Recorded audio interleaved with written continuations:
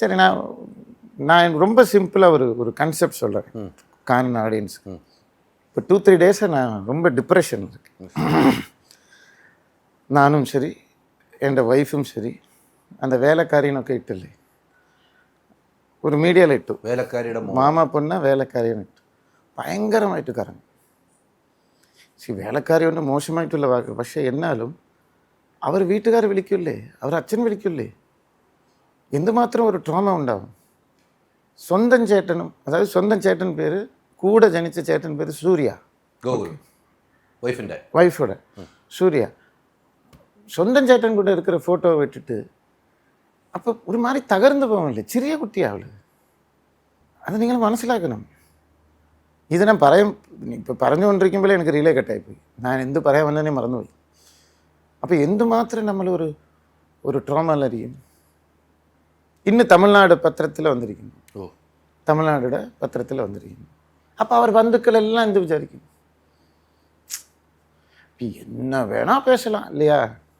അതുകൊണ്ടാണ് ഞാൻ ദേഷ്യത്തിൽ പറഞ്ഞത്, എൻ്റെ ഭാര്യയെക്കുറിച്ച് നീ പറയുകയാണെങ്കിൽ നിൻ്റെ ഭാര്യയെക്കുറിച്ച് நான் ஒரு வாக்கு தப்பாக சொல்லிட்டா என்ன ஆகிடும். அது எவ்வளோ பெரிய பாவம். அது ചെയ്ത് എത്ര വലിയ പാവമാണ് ചെയ്തിരിക്കുന്നത്. പക്ഷേ ഇതെല്ലാം നമ്മൾ തുറന്നു പറഞ്ഞാൽ നിങ്ങൾക്ക് എല്ലാവർക്കും ഒരു ഇതുണ്ട്, மீடியானா അങ്ങനെ தான்.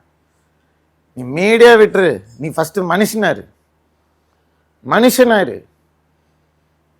மனுஷத்துவம் காணிக்க பூமியில். சரி, நான் உண்மையில் சொல்கிறேன் சார், எனக்கு வந்த வருமானத்துலேருந்து நான் ஒரு 50-60 படம் மேலே நான் ചെയ്തിട്ടുണ്ട്. 5 ലാംഗ്വേജിൽ ചെയ്തിട്ടുണ്ട്. അന്ന് തൊട്ടേ ബാല ഓരോരു പടത്തിൽ വരുന്ന ഒരു കാശ് എടുത്ത് அப்படியே ഞാൻ കൊടുത്തിട്ടുണ്ട്.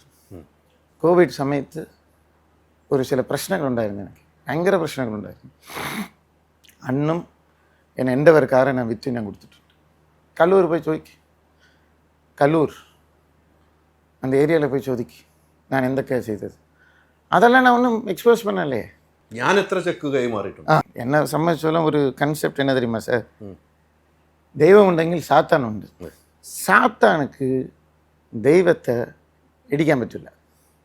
അപ്പോൾ എന്ത് ചെയ്യും, ദൈവத்துக்கு யார் കൂടുതൽ ഇഷ്ടമോ അവർക്ക് വേദനയെ കൊടുക്കും.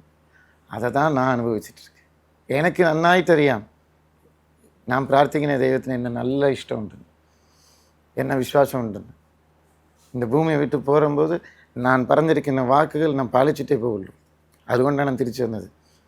അതുപോലെയാണ് இந்த மீடியாவிലൊക്കെ ഇട്ടവനൊക്കെ സാത്താൻ. ഇവന്മാർ മാക്സിമം പേര് എന്ത് ചെയ്യും, മനസ്സ് വേദനിപ്പിക്കും. പരവായില്ല, തിരിച്ചു വരണമെങ്കിൽ.